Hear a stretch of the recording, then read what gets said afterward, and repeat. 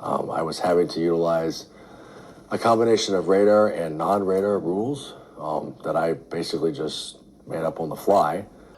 Rules that I basically made up on the fly? Welcome to the Flight Levels. We've been covering the recent equipment failures at Newark Approach. Yesterday, Jonathan Stewart, a supervisor at Philadelphia TRACON Area C, gave an interview with the Wall Street Journal's Andrew Tangel. Let's take a look.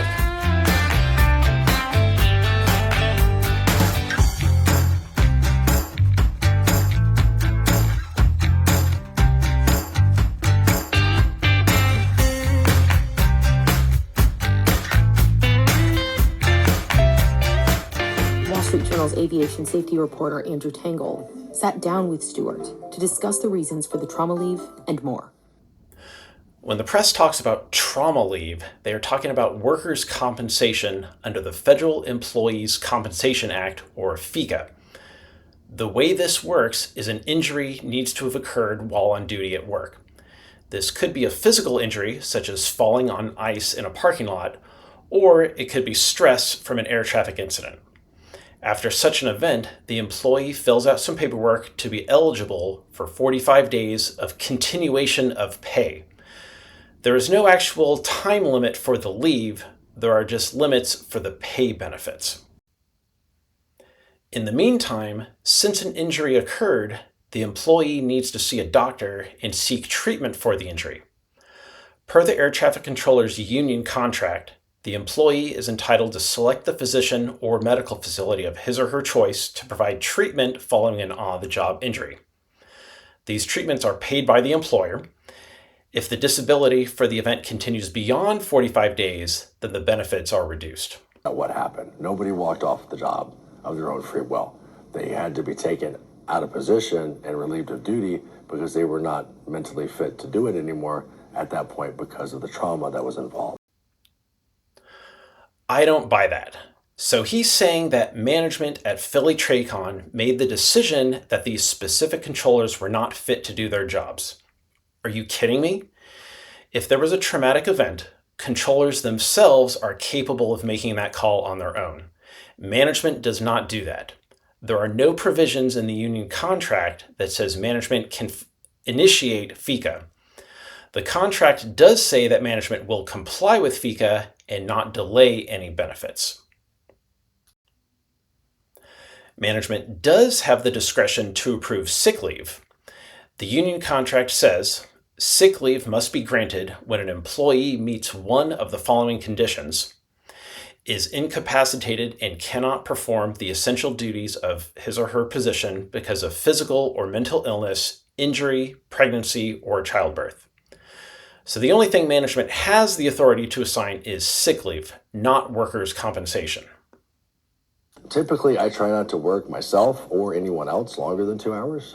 It's just been my experience that after that 2-hour mark, your mental acuity begins to diminish a little bit because it's fatigue, you get tired. Jonathan is absolutely right. The fatigue after 2 hours is real.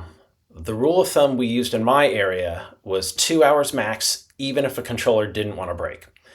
Any controller not even being offered a break after 2 hours is not good. On May 4th, 2 aircraft in New Jersey came dangerously close to possibly colliding midair on Stewart's watch.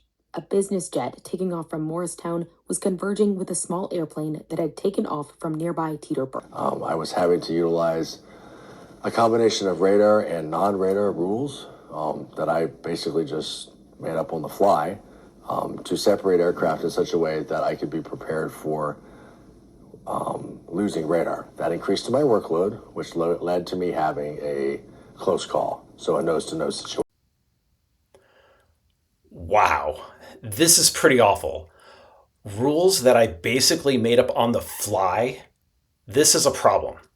The 7110.65 document clearly spells out the rules controllers can use to separate airplanes. You don't get to make up rules. Jonathan even says his made-up rules increased my workload, which led me to having a close call. I'm at a loss having heard this nonsense. The point he is trying to make is that he was essentially always bracing for a radar outage. And if he's always bracing for a radar outage, then he needs to somehow change the way he works traffic. This is not a thing. Yes, equipment outages are bad, but if equipment goes out, controllers are not responsible for separation of traffic. As we covered in my previous video, airplanes will also not spontaneously run into each other the moment an equipment outage happens. And the controllers in question, I mean, it's been out there in the news, and it's public record. They, in some cases, can make $300,000, $400,000, if not more. Correct. Spot on. Base pay for controllers is just under $200,000 a year, but that goes up with overtime, which is time and a half for 8 hours. All hours worked between the hours of 6 p.m. and 6 a.m. are night differential. All hours worked on Sunday have a bump in pay. There are also 11 federal holidays, which you essentially get a payment of 8 hours of work. So it adds up. But you're sacrificing a lot for that. It's not like, in my opinion, it's not worth it. Because to work 60 hours a week. I'm not sure how he's getting 60 hours a week. A standard schedule is 5 days with 8 hours of work each day. Overtime is allowed on one of your days off, so with that, we're only at 48 hours a week. Now, some controllers work 10-hour shifts, but overtime is only supposed to be an 8-hour shift, and it is only supposed to be on one of your regular days off. So Jonathan is implying that he is working 4 regular days followed by 2 days of overtime in a row.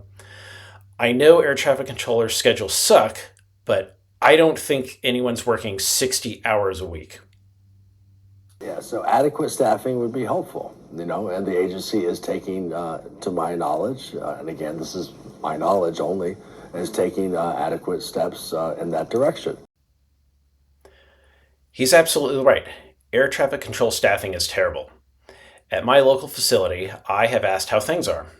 One controller said it eloquently by saying, "Well, we have tons of annual leave because it's rarely approved. At the same time, none of us have any sick leave."